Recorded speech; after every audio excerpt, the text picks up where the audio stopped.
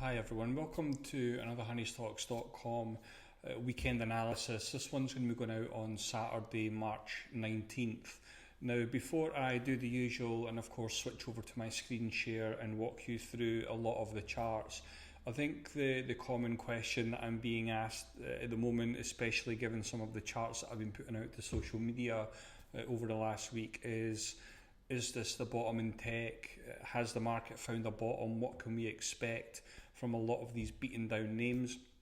So in this week's analysis, I have plenty of charts, of course, lots of ideas as usual, but I think the most important aspect of the charts that I'm going to walk through are probably centered around the broader market. I think there's quite a few charts that need to be closely monitored, and hopefully, as always, you get some insight from this.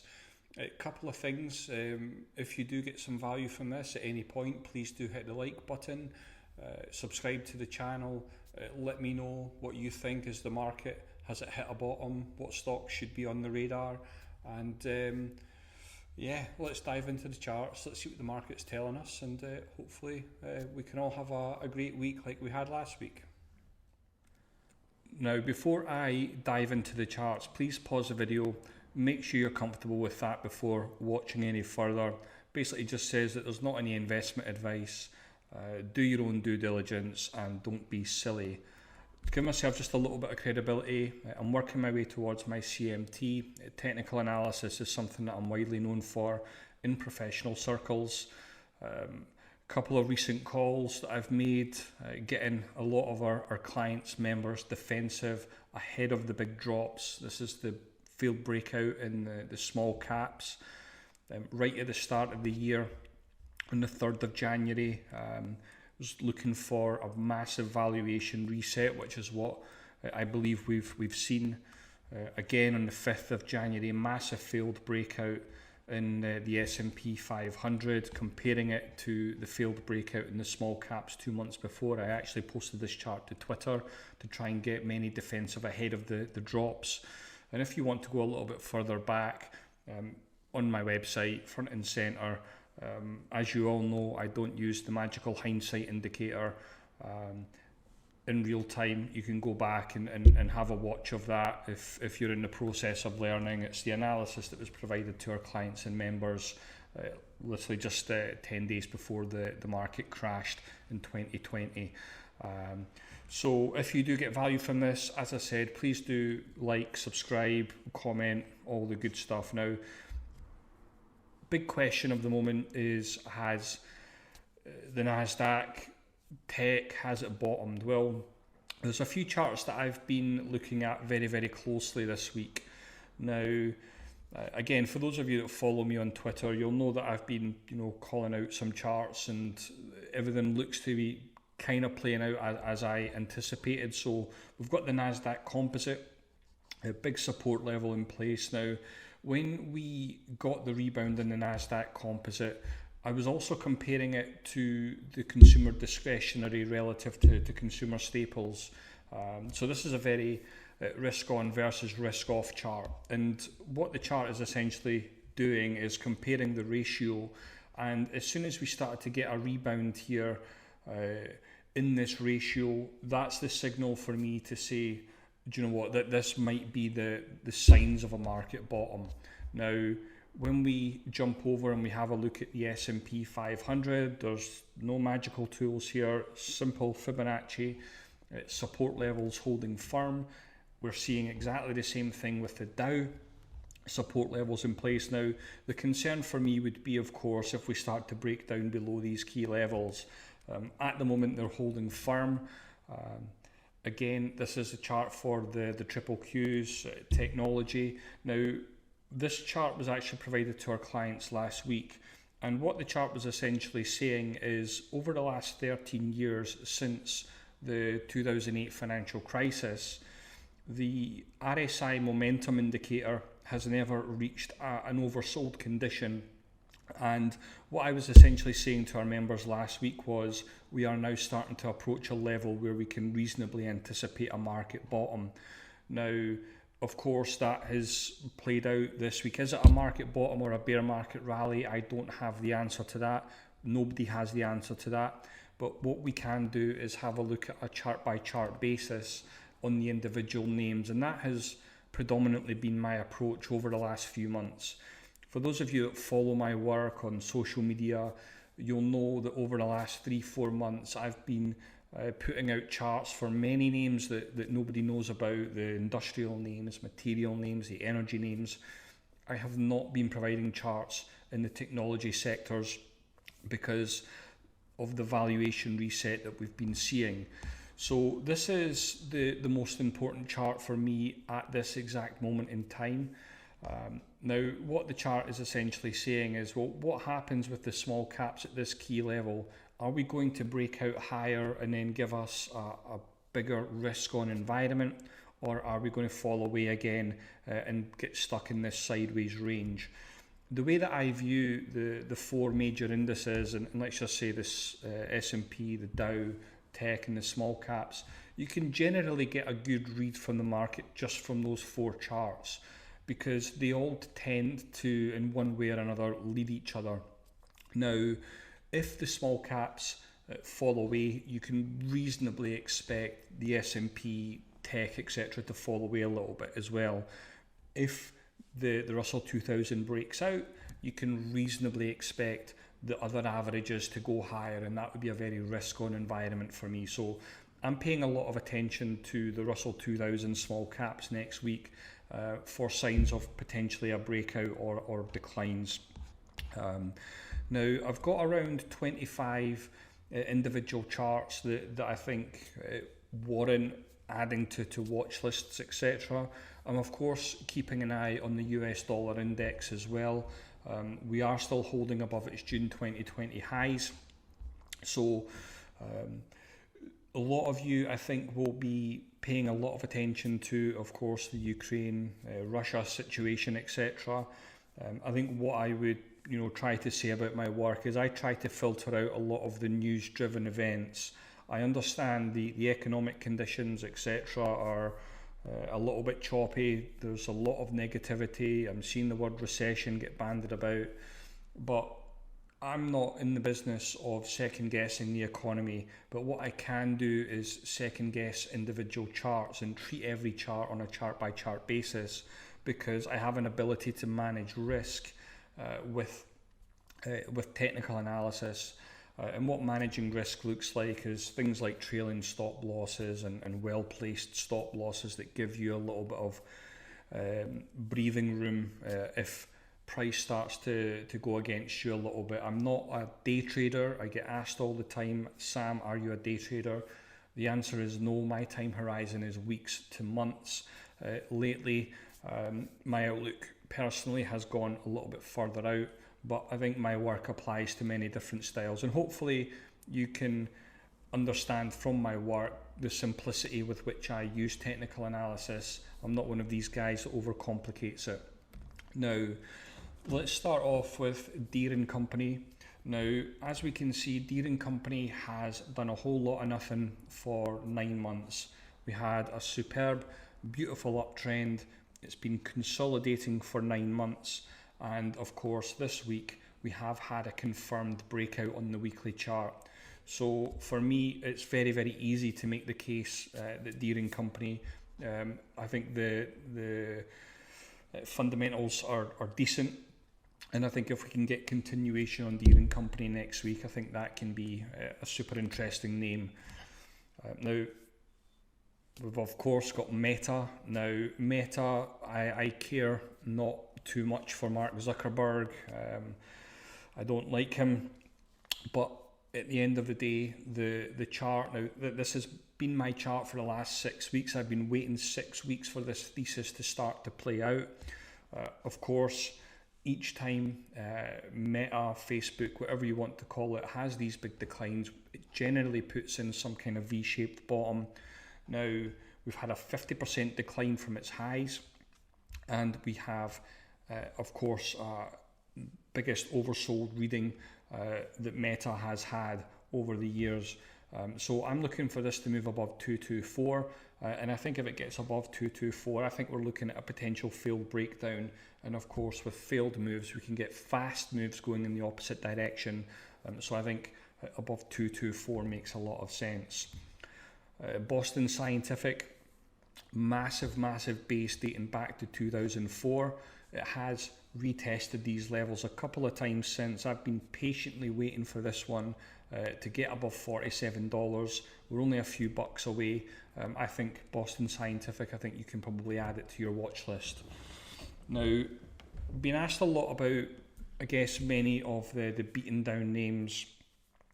If you look at Zoom, for example, of course, it went on a monumental run on the back of the pandemic, businesses gravitating towards it, etc. Now, it's been one of those that's had one of those valuation resets that I mentioned at the start.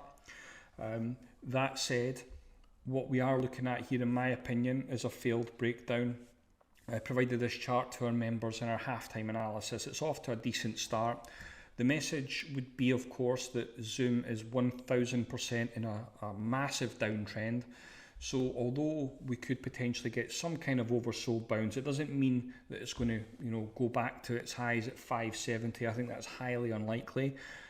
But you can take advantage of these moves, and of course you can apply things like trailing stop losses to profit from that move. Nvidia, disclosure, I own plenty of Nvidia, as I do with Facebook as well, I should have said. 50-week simple moving average, nothing complicated about this chart. Whenever it pulls back to its 50-week moving average, it tends to be a buy point. This is a chart that was sent to our members on the 24th of January. It looks to be holding firm, and of course we'll see how things play out over the coming weeks and months. CF Industries. Now, I pay attention to the psychological round numbers. Again, this is one, I covered this breakout last year. I think I did it for social media as well. It has reached a logical upside objective, but if it can get above that $100 round number, you tend to find that once we get above these psychological levels, it can trigger more buying to come in. And of course, like all the stocks that I have, the fundamentals tend to be pretty good as well. Draw your attention to this area of my charts that I think many don't realise. I actually use the fundamental side of things. It's something I've been learning over the last 6 months or so.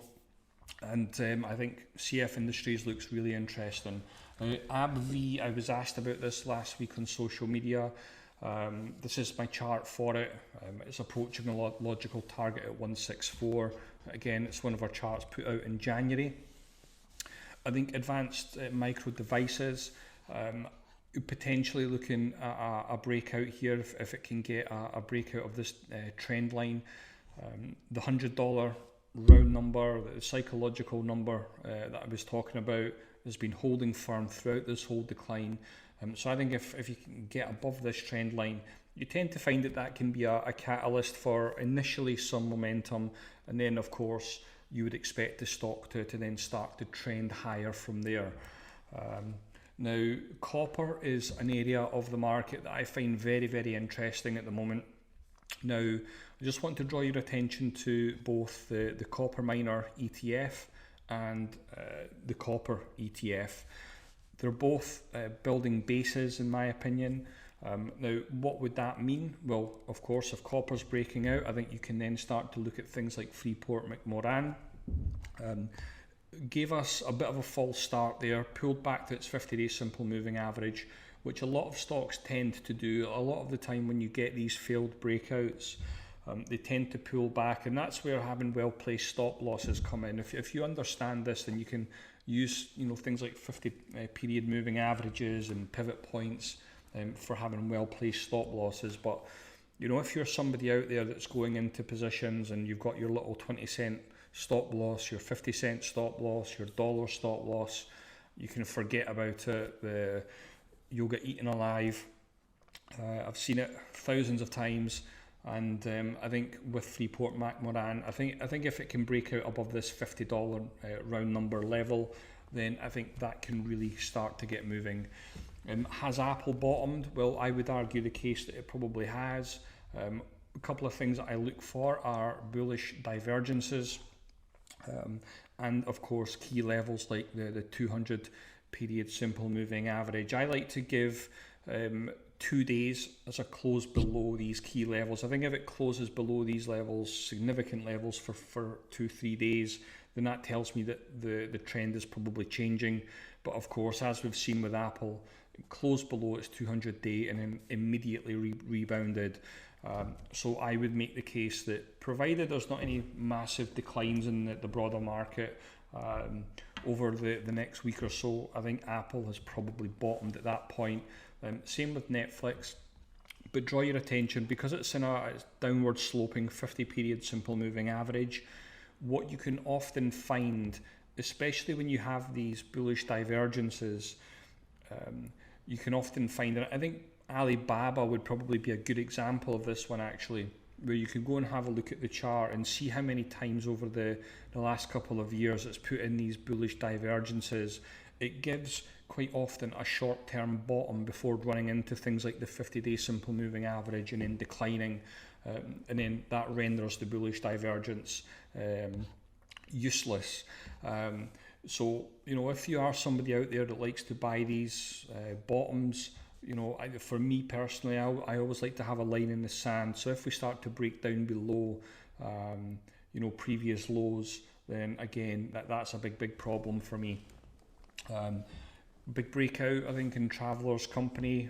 This has been one of the charts that a lot of our clients and members have done pretty well on over the last few months. Again, solid fundamentals, and it's broken out above 175. Antero Resources, again, another massive mover aligned with natural gas. Very clear 200-day simple moving average uptrend. It just builds base after base after base.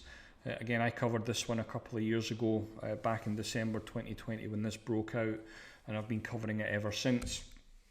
Microsoft, again, we're looking at a potential bottom here. I think if it can get a move above its 200-day simple moving average, it's probably going to get moving again. The likes of Apple, the likes of Microsoft, you know, those dips are, for me, no-brainers. Micron Technology is in a sideways range at the moment. Seems to have bounced off the lower end of the range. For me, I like it above 100. I also like it provided it's above $65. Halliburton, again, it's one of those energy names that has done very well of late. Again, solid fundamentals, and I think if the whole Russia-Ukraine thing continues to keep going down the path it is, then you can still expect energy names to do pretty well. But I think most of us that work, you know, in the professional side of things, a lot of us understand that a lot of the alpha has already been generated with a lot of the energy names. I think if you look at the individual names, and many of them are up 50-60% already this year. So, you know, I would ask, you know, just to consider that, and always have, like I said at the start, maybe some kind of risk management process. United States Steel put in a massive failed breakdown. That's probably a good example of what a failed breakdown can do when we get those fast moves going in the opposite direction. This was provided on the 31st of January to our clients and members. And of course, it's always good to have some kind of process in place that keeps you in the trade for longer. I think many individuals probably struggle with, you know, should I take profits? Can it go much higher? I don't like to second guess that unless I've got a logical profit target. I think, you know, it'd be perfectly acceptable to profit take at $30 here, but I like to have well-defined trailing stop losses, and it's not any coincidence to me that we bounce off these levels. So again, it's already moved 65%, but it has broken out again. Looking for a failed potential breakdown in JP Morgan. Again, bounced off a very logical technical level. It's 25% off its highs, and I think if it can get above 142, 143, I think in an interest rate hike environment, which I think the Fed has now kind of put a roadmap. I think JP Morgan probably is one of those names that stands to do pretty well. Again, we've got pretty low PE ratios and good earnings growth, etc. ARC, don't shoot me. I posted this one to social media as well. 67% from its declines. It was in our members' halftime analysis this week as well. I like it above $61. I'm sorry, I know there's many that are probably have been dollar cost averaging on ARC and are in a world of pain at the moment, and I hope that this can rally higher for you. It put in a failed breakdown below its 2020 crash, and rather than look to short names when you do these breakdowns, again, I'm looking for bullish divergence. So if we get these breakdowns with bullish divergence, you can then start to add it to your watch list. And when we start to break back up above these levels, again, as we've seen with United States Steel, what can oftentimes happen. I think probably many of you watching this won't do this professionally, so you won't be looking at thousands of charts every week, and I totally get it.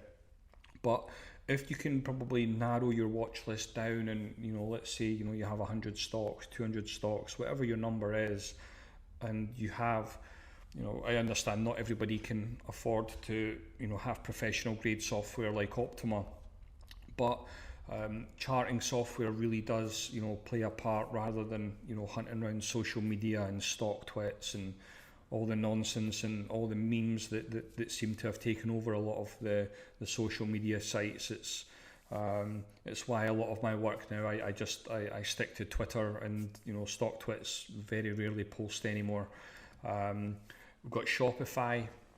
Disclosure, I own plenty Shopify, bought it, and it's absolutely ripped over the last few days. Now, I suspect, for those of you that are not aware of what happened with Shopify on Friday, I suspect there's somebody in the professional side of things that will no longer have a job on Monday. I think there's been a fat-fingered trade that's been made. If you have a look at the stock price, it jumped from 680 to 780 within the last couple of minutes of the session, and ultimately declined, I think, 10-15% after hours. So I think 71% off its highs. Again, I think there's solid fundamentals there, and of course this was a trade alert that was sent out to our members on a break above $600, and of course it's off and running, so we'll see what happens there. Again, cloud computing, I actually posted this one to Twitter during the week as well, and again posted to our members on Tuesday, but very key support levels. So what I like to look for when we are approaching levels where selling looks to be a little bit overdone, I like to look historically to see, well, do you know what, like Nvidia, has the 50-week moving average been a level? Has the 200-week moving average been a level in the past? If it has, I like to make the assumption that it's going to hold weight in the future. So it's not any surprise to me that as we've approached this level, we have started to see some kind of buying jump in here. Now I think this is up already 10-11% from its lows, which is obviously quite pleasing, but that could well be the bottom for a lot of the cloud computing names, and of course hopefully the ETF. We're looking for a failed breakdown in Taiwan Semiconductors. I think QCOM has filled its gap. This was in the halftime analysis for our members during the week. Gap filled, and it's of course off and running. I think though, if you add in something like, I think it was the 200, so it's trying to get above its 200-day simple moving average at the moment. So I think if there's follow through on this on Monday, Tuesday, then that might well be quite attractive, and you can use things like the 200-day moving average to help you manage risk. Quick thing just before I get through a few more charts, hit the like button. If you're still here, it tells me that you're getting value from this. And like I said right at the start, it helps with the YouTube algorithms and helps to get my work out there. So please hit the like button, hit subscribe. Now we've got Lithium Americas. I think there's a pattern here. I think there's a very logical trend line, support, resistance. So I'm looking for a breakout here in Lithium Americas. We've got Boeing. Again, this is a no-brainer chart for me, that we can see that this trend line has a lot of merit. And I think if Boeing can get a breakout from that trend line, that might be a catalyst for a momentum move. We've got Goldman Sachs, very distinct sideways range. Again, not any surprise to me that we've been finding support at these levels. And I think, you know, when you look at sideways range patterns, very, very simple, very easy to manage risk. You have a stop loss below and you've got a target up here. And I think there's about 30% upside. Golar LNG. Now, for those of you that missed my blog a couple of weeks ago, especially, you know, when we look at, you know, what's been happening with technology names and so forth, I put out a blog just highlighting the marine shipping sector. It's a sector that, of course, I've been on top of for the last 6 weeks. A lot of the names have been breaking out and of course, making new 52-week highs. This was provided on the 25th of February. It's up 35%, but a lot of these names are still massively undervalued. They've got explosive earnings growth. Marine shipping, I'm sure with the supply chain disruption that we're seeing all over the world, a lot of the marine shipping names can name their price and of course stand to benefit from that fundamentally. So, you know, it's up 35%. I think pullbacks and uptrends oftentimes offer opportunity. So I think that's something to maybe consider. We've got Coles Corp. I think above 65 makes a lot of sense. It's been building a base. I have been watching for this breakout for a couple of months now. It just seems to just keep chopping about. But what I'm looking at there is a few days ago there was a massive move, and we're looking for that to break out above $65. I've got Lam Research, bullish above 465, looks to be a support level in place. And we've also got Tesla. Many questions on Tesla over the last few months. I think there's a bullish divergence. There's a Fibonacci retracement level, and I think we're potentially about to start to build the right side of the base, provided that there's not any massive hiccups with, of course, the broader market. So that's the analysis that I have for you. If you have struggled over the last few months and maybe you've been, you know, chopping about and so forth, feel free to stick around for a minute or two. I have a bit of an announcement to make, but like I said at the start, please do like, subscribe, all the good stuff. But if you are somebody that maybe struggles a little bit with, I guess, analysis, risk management, the markets and so forth, feel free to jump on to my website, honeystocks.com. We have a range of memberships suited for you to give us a try. If you're already familiar with our work, you can go and have a look. But what we provide with our memberships is provide our premium weekend analysis. So every single Saturday, I provide my analysis to our clients and members, rather than, you know, the once every 4 to 6 weeks that I put out for free on social media. Every single week I provide analysis, provide trade ideas, provide halftime analysis every single Wednesday for our members, provide access to a wonderful trading community. I provide daily charting support. And if you are somebody that's looking to learn technical analysis, I also provide comprehensive tutorials for our technical analysis program, and that is now included with all our memberships. I don't charge anything extra for that. It's all included, and you know, feel free to go and check out, like I said at the start, about the how I got ahead of the market crash in 2020 as well. And if you are wondering what my work kind of looks like, I'll go over some of the trade ideas in a second, but we are doing a spring offer, 20% off all our memberships. That's beautiful Edinburgh in the background. That's where I'm from. That's where I live, over here in Scotland. So feel free to go and check that out. But you know, these are the types of alerts that I send out to our members. This of course went out for Shopify, and it's done very, very well. Lithium Americas was massive, Cloudflare massive, Square Inc massive, Zscaler massive, Antero Resources, you know, covering this one, you know, since here, again, official alert went out at $10 as well. Plug Power massive, again, Plug Power massive. But I'm very, very unique in what I do. I publish every single trade idea that has ever went out to our clients and members. I've done this over the last 3 years. It's a big part of what I do. Full transparency with my work. So 2021, 2020, 2019, every single trade idea is there. Now I have a quality over quantity approach. So my high conviction alerts, you can probably expect 1, sometimes 2 per week, depending on the market environment. And that is an approach that I find works for most. It provides the most value. I have a very professional setup. I have my own platform, my app, and whenever I post anything, you will receive a notification and an email.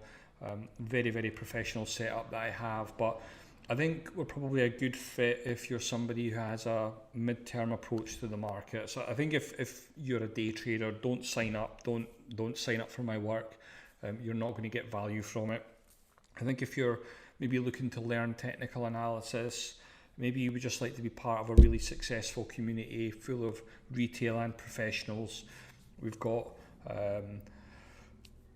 I guess, you know, if you're sick of somebody that, you know, if you're sick of hunting around social media for ideas, maybe you're just too busy with work, family, etc. to keep on top of the markets like us professionals can do. Feel free to go and check us out. But a lot of the testimonials that I have speak for themselves. I think, you know, if you look at Dan, you know, since the market crash. Now, I know with Dan the options are a big part of this performance. But you know, 55k to 650. Sean, many more years. I look forward to being many more years as a member. I think I will be a member for life. These are all recent testimonials, guidance made the year, not just for the returns, but also the community as well. I can't emphasize enough how nice everybody is. Vince, 2 years in a row, over 100%. Individual trades, big performance. So feel free to go and check out our website. If you've stuck around here to the bitter end, thank you very much. Don't forget to hit that like button, but I hope to welcome you soon. Thanks very much.